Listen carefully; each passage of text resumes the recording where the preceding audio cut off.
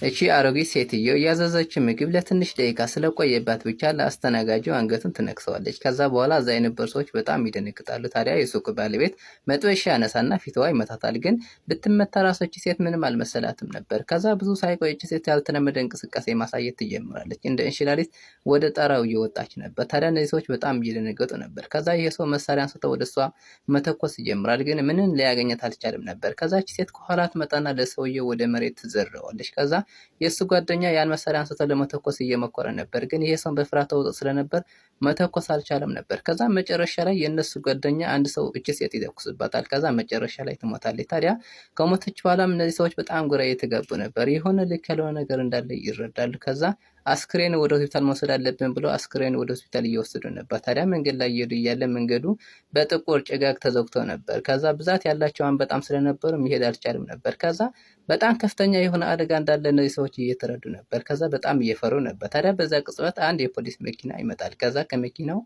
በጣም አስፈሪ የሆነና ትልቅ ሰው ሲወጣ እናስተውላለን።